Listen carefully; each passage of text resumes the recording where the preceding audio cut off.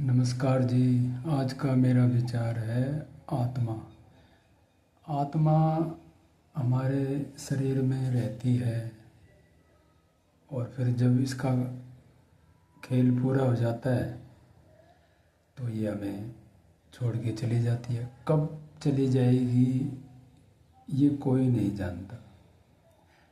उम्मीद और आस और कयास लगाए रहते हैं लोग, मगर सच में कब जाएगी ये आत्मा हमारे शरीर से कोई नहीं जानता। क्यों? जब इसका खेल पूरा होता है, जब चाहे कोई कमज़ोर हो, चाहे कोई कितना धनवान हो, चाहे कोई कितना बलवान हो, सबको ये छोड़ जाती है और अनंत में कहीं विलीन हो जाती है, क्योंकि आत्मा अजर अमर है। तो जब हम आत्मा के निकल जाने से शरीर के बाद हमारे शरीर की कोई वैल्यू नहीं होती। जिस शरीर के लिए तुम्हारे अपने, तुम्हारे प्यारे, तुम्हारे रिश्ते नातेदार, दोस्त सब तुम्हें कितना महत्व देते हैं, और जैसी ही आत्मा गई तो कुछ नहीं हो, तुम जीरो।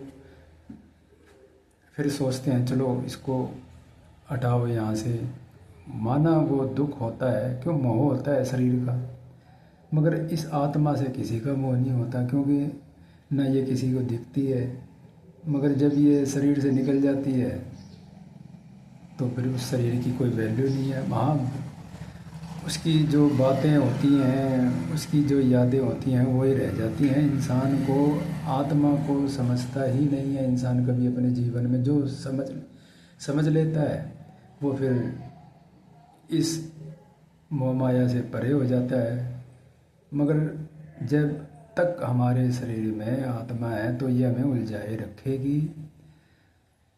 और कहने को तो जब तक हमारे अंदर ज्ञान है या बुद्धि है, विवेक है, तो हम नाप तोल के हर बात बोल सकते हैं। मगर जैसे ही आत्मा गई तो हमारे शरीर का, हमारे विचारों का, हमारा कुछ भी नहीं रहता। हाँ, जो कुछ शरीर के अंग हैं जो किसी के काम आ सकते हैं वो ज़रूर है, उसका भी एक सीमित समय होता है।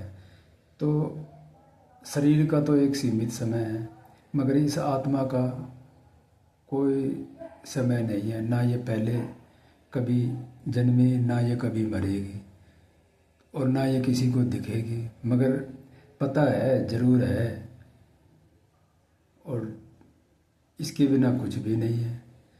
तो हमें अगर जीवन में एक शांत तरीके से रहना है तो हमें इस आत्मा के रूप को समझना होगा।